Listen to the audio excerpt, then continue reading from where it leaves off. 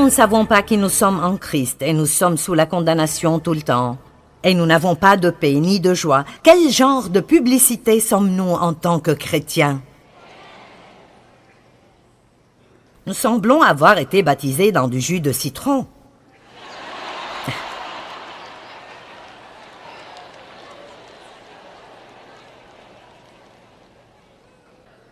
Beaucoup de chrétiens ne savent même plus comment s'amuser. Ils deviennent si religieux parce qu'ils pensent que c'est tout ce qui importe pour Dieu. Et ils arrêtent de faire quoi que ce soit d'amusant après cela.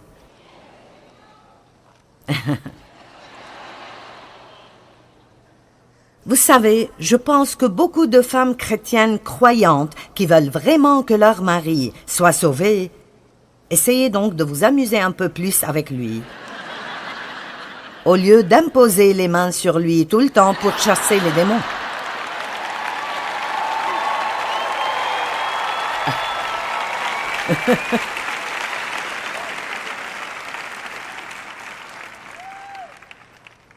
Il verra peut-être la vie joyeuse que vous avez et voudra la même. Est-ce que Dieu veut que je jouisse de ma vie? Maintenant. Vous savez, c'est un grand problème pour moi, parce que je n'ai jamais pu vivre mon enfance. Juste à cause de l'abus dans notre maison et la colère que mon père avait, l'homme méchant qu'il était et la peur qu'il provoquait. Je n'ai jamais vécu mon enfance et je n'ai pas réalisé cela jusqu'à devenir adulte. Vous savez, quand j'ai épousé Dave, j'ai pensé, est-ce que tu dois faire le pitre tout le temps? Je veux dire, quelqu'un ici doit être responsable pour quelque chose. Et ce n'était vraiment pas qu'il était irresponsable, c'était juste que quoi qu'il fasse, il doit en jouir. Et c'est là le but que je poursuis pour moi-même et pour vous tous. Je ne veux pas juste jouir du jour de paix ou des vacances ou du shopping. Je veux jouir si je dois aller faire les courses et si je dois faire le ménage. Je veux jouir de ma vie, quoi que je fasse, parce que la vie est trop courte pour ne pas jouir de son cheminement.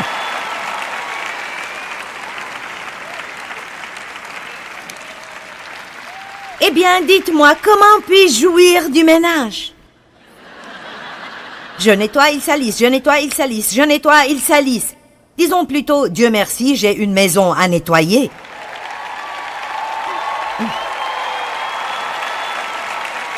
Et, Dieu merci, j'ai une famille, même si elle salit. Parce que vous pourriez vivre totalement seul. Et personne ne salirait jamais rien. Dans votre maison, vous pourriez manger seul, vous pourriez dormir seul, vous pourriez ne jamais avoir personne à qui parler. Puis-je te dire quelque chose?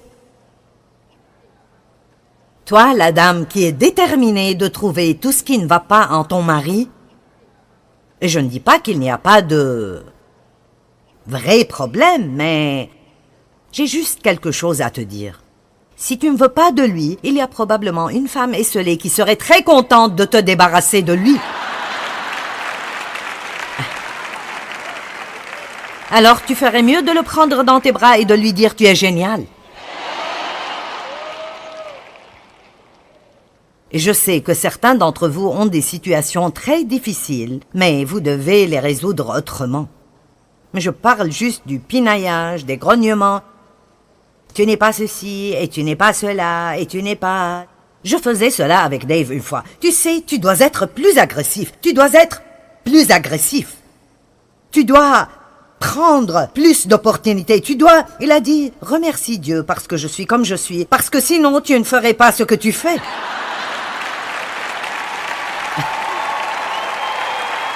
Bon, d'accord. Oui, je pense. Nous devenons si mécontents avec ce que nous avons, mais avez-vous jamais pensé que c'est peut-être exactement ce dont vous avez besoin? Oh. Combien d'entre vous sont mariés à quelqu'un qui est tout votre opposé? Dieu a fait ça exprès.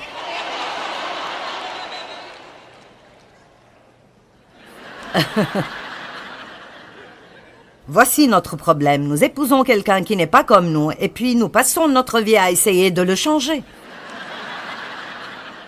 Quoi qu'il en soit, en fait, la Bible dit que la femme doit jouir de son mari. C'est en fait écrit. Ne soyez pas trop nerveux, je n'ai plus que 20 minutes. Le voleur vient seulement pour voler, tuer et détruire. Mais Jésus a dit, je suis venu afin que vous ayez la vie, une vie abondante jusqu'à débordement. Pourquoi jusqu'à débordement? Il veut que nous ayons tellement qu'elle sort de nous vers d'autres personnes. Les femmes contrôlent l'atmosphère dans leur maison. Vous pouvez rendre tout le monde grincheux ou vous pouvez créer une atmosphère de joie. Vous pouvez faire que le problème paraisse pire ou vous pouvez le faire paraître meilleur. Les femmes ont une grande influence.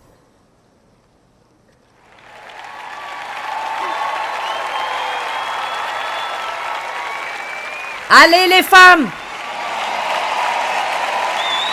Amen! Vous savez, nous allons tous quelque part. Nous sommes tous en chemin. J'ai pensé écrire un livre intitulé « Mon cheminement avec Dieu » parce que c'était vraiment un cheminement. Nous avons tous des buts et des rêves, mais très peu de gens jouissent vraiment du chemin. La vie ne se rapporte pas à la destination. Elle ne se rapporte vraiment pas à la destination. C'est comment vous y allez.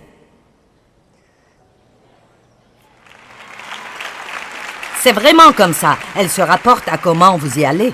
Et comment vous y allez est vraiment votre décision. Ça se rapporte à prendre une bonne attitude, position mentale et pensée. Vous savez, nos pensées, la façon dont nous pensons est connectée à tout le reste de ce que nous faisons. C'est mon nouveau livre, La connexion de la pensée. Comment notre pensée est connectée à nos paroles et à nos émotions et à toutes nos actions et à comment nous traitons les gens, comment nous nous associons à nous-mêmes et à Dieu. Faites plus attention à ce que vous pensez et comprenez que vous n'avez pas besoin d'être une décharge mentale où le diable peut jeter n'importe quelle mauvaise chose. Vous pouvez penser vous-même. Vous pouvez choisir vos pensées. Vous n'avez pas besoin d'attendre de voir si vous sentez que ce sera une journée désagréable. Vous pouvez dire, aujourd'hui, je jouirai de ma journée. Dieu m'a donné la puissance et l'autorité et je décide de rester calme et de jouir de ma journée. Et chaque fois que la culpabilité frappe à ma porte, je lui dirai, seule la justice est là.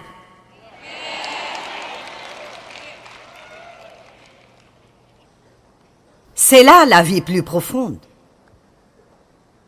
Si je dis j'enseignerai à propos de la vie plus profonde, vous direz « Oh !» Certaines personnes sont si profondes qu'elles ne savent plus où elles sont.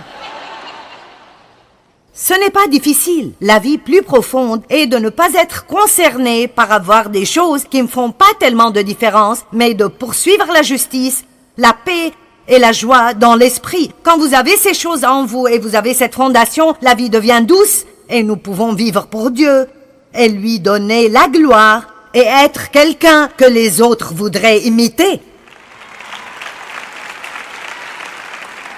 Est-ce que les gens veulent être comme vous?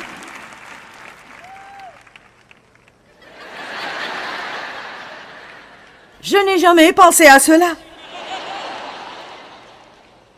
Réjouissez-vous dans le Seigneur, je le répète, réjouissez-vous. Philippiens 4:4. Paul était en prison quand il a écrit cela.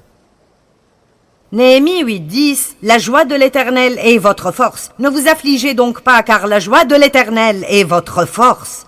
Je vous le dis, la joie. Et la joie n'est pas l'hilarité extrême tout le temps. Elle peut l'être, mais la définition va en fait de l'hilarité extrême à un plaisir calme. Et je dirais que la plupart du temps, je vis dans ce plaisir calme. Amen. Vous savez, quand je dis soyez joyeux, ça ne veut pas dire que vous faites ha ha ha ha ha. Vous savez. Pour être honnête, parfois, ces gens me tapent sur les nerfs. Oh. Parce que la vie est réelle et il y a des choses dont on doit s'occuper. Et clairement, vous ne pouvez pas rigoler tout le temps, tous les jours, mais vous pouvez avoir un plaisir calme. En Dieu, mets ta joie et il comblera les vœux de ton cœur. C'est juste ce bon vieux sens commun pratique. Ce sont des choses que vous pouvez prendre avec vous et vous direz « Je vis la vie plus profonde ». Et les gens ne sauront pas de quoi vous parlez, mais ils voudront ce que vous avez. Il y a des façons d'augmenter votre joie exprès. D'abord, faites attention à votre santé. Parce que je serai honnête avec vous, si vous avez des problèmes de santé dont vous ne vous occupez pas, tout le reste sera dur. Je ne savais pas que j'avais des problèmes de thyroïde et j'ai atteint un point dans ma vie où je sentais que chaque matin, quand je me levais, je ne pouvais me réjouir de rien avant près de 11 heures. Je ne me sentais pas bien, je me traînais partout. Et je suis allée chez un bon nutritionniste qui a découvert que j'ai une condition unique de thyroïde et il y a 2 différents types de thyroïde et l'une était 3 et l'autre était 4. Mon T3 ne se convertissait pas en T4, alors même si dans les tests médicaux je paraissais être dans la marge de la bonne santé, c'était toujours trop bas pour moi. Et ils m'ont traité pour que je puisse avoir une thyroïde à peu près normale et vous ne croirez pas la différence. Et vous savez quoi? Demandez-vous toujours d'abord si vous êtes déprimé tout le temps, si c'est spirituel, si c'est l'attitude. Allez là d'abord. Mais si vous croyez vraiment que vous n'avez pas une mauvaise attitude et que votre relation avec Dieu est solide, alors ne vous asseyez pas à ne rien faire. Faites-vous examiner par quelqu'un de bien et voyez s'il y a quelque chose qui cause cela et auquel vous ne pouvez rien.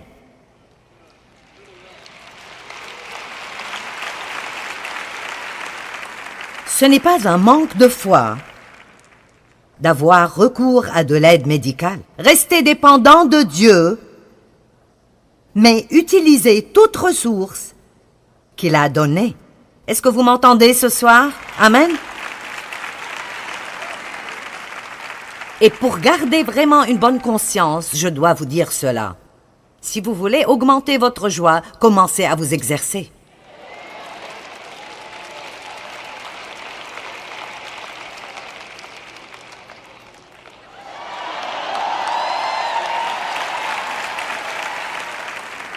Ce bras aura bientôt 71 ans.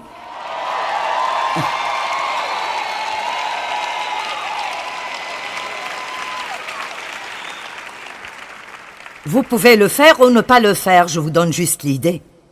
Vous savez, marchez, faites quelque chose, portez des haltères, vous savez.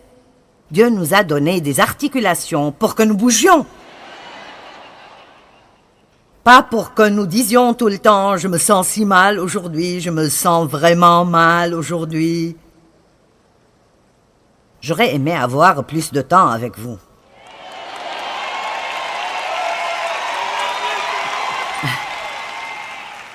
Bon, maintenant, voici comment vous pouvez augmenter votre joie.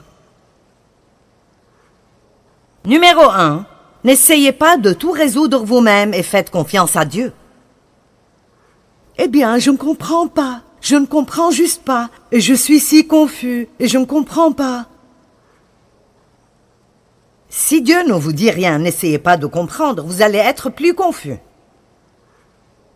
Soyez à l'aise quand vous ne savez pas. C'est un bel endroit de paix. Eh bien, qu'est-ce qui a causé ceci? Je ne sais pas. Soit j'ai fait quelque chose de bien ou quelque chose de mal, mais Dieu peut s'en occuper.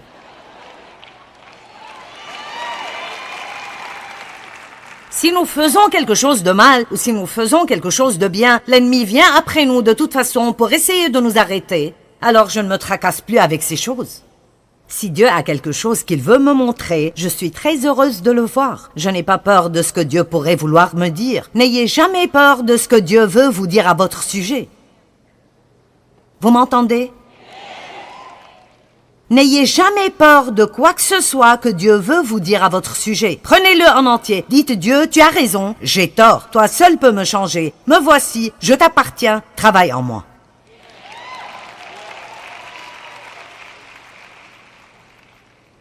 Dès que vous commencez à vous préoccuper et à vous inquiéter de quelque chose, priez et donnez-le à Dieu. Vous savez, nous ne prions pas après avoir fait tout ce que nous savons faire. Dieu, j'ai essayé de faire tout ce que je sais faire, alors je suppose qu'il n'y a plus rien à faire excepté de prier. La prière n'est pas la dernière option, c'est un recours initial.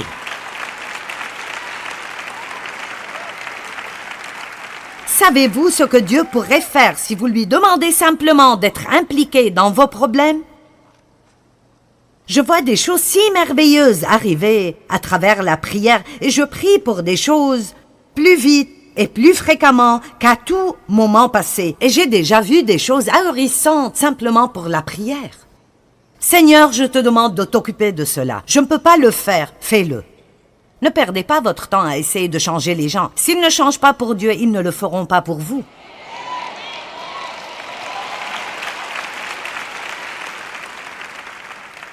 Arrêtez d'essayer de sauver des gens qui ne veulent pas être sauvés.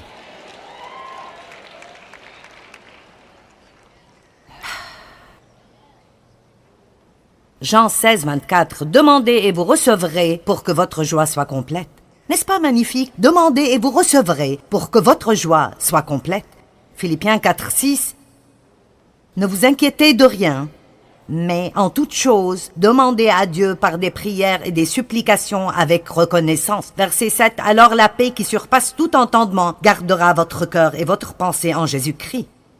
Est-ce que la préoccupation résout le problème? La suivante. Restez positif tout le temps et croyez. Romains 15, 13 dit que la joie et la paix sont retrouvées dans la foi. Nous parlons de la justice, de la paix et de la joie. Où puis-je trouver la paix et la joie? Si j'ai perdu ma joie, où est la première place où chercher? Qu'est-ce que je crois? Qu'est-ce que je crois? Qu'est-ce que je pense? Comment est-ce que je regarde cette situation? Est-ce que je suis négative? Voici quelque chose que je fais presque chaque jour et je pense que c'est une bonne chose à faire dès que je me réveille. Parfois, avant même que je sorte du lit, je dis « Quelque chose de bien arrivera avec moi aujourd'hui et à travers moi aujourd'hui. »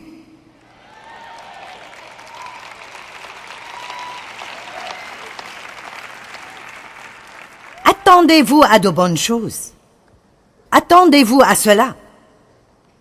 Sortez vos attendeurs du fond de votre armoire et commencez à vous attendre à de bonnes choses dans votre vie et le diable s'opposera à vous. Vous passerez par des choses qui vous pousseront à dire « Je ne prierai plus pour cela ».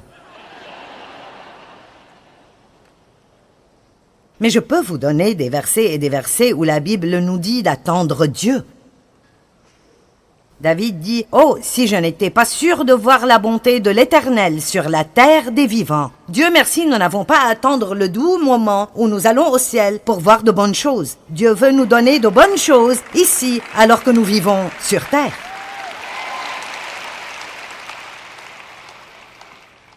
Réjouissez-vous. Ne soyez pas si intense à propos de tout ce qui arrive. Oh! Avez-vous senti cette lourdeur dans la salle aujourd'hui? Eh bien oui, c'était peut-être toi. Faites très attention à ce que vous dites. 1 Pierre 3, 10.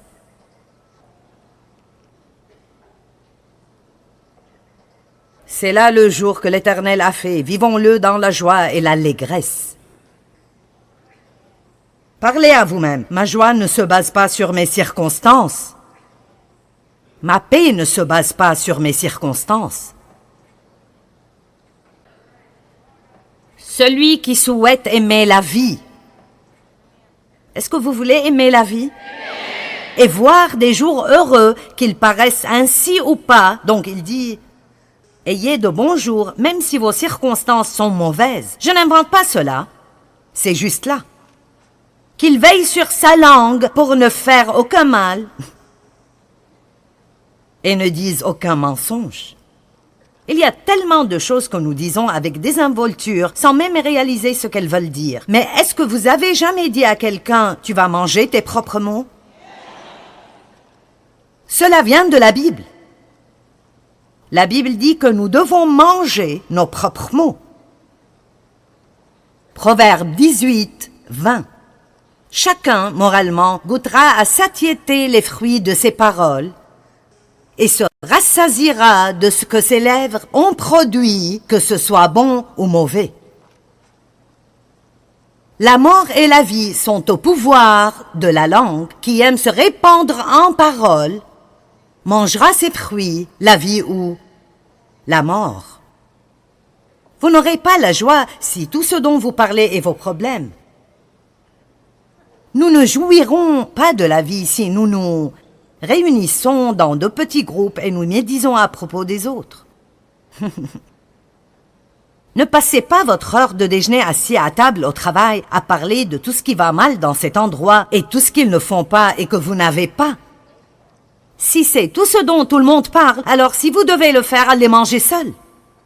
Allez marcher et dites, Dieu, les choses pourraient être meilleures, mais je suis si reconnaissante d'avoir un travail. Merci Seigneur parce que j'ai un travail.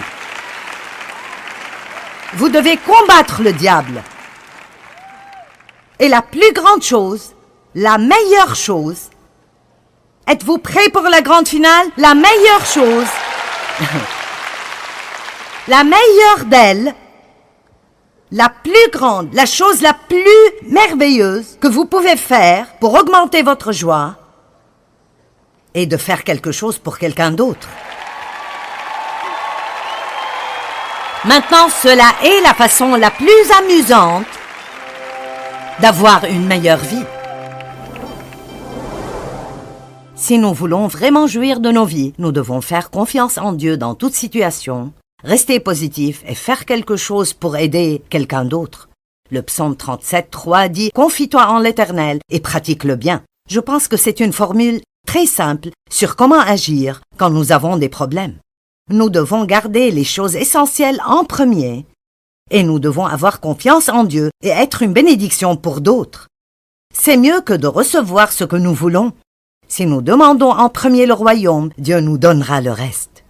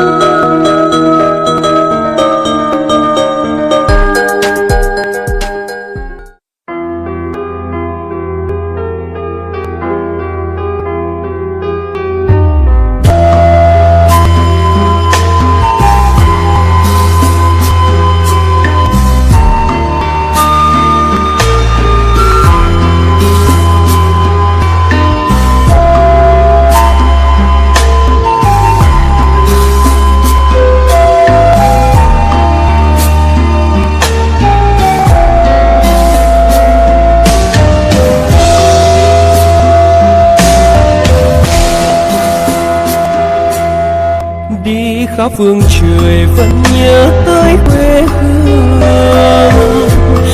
Người về đây thăm làng trù quê mẹ và làng sen quê cha, xúc động bồi hồi người rơi giọt lệ, thương mái nhà tranh thương đất mẹ nghèo. Đi suốt một đời mới được thăm quê hương, gầm lại tiếng thôi mẹ ngồi dậy.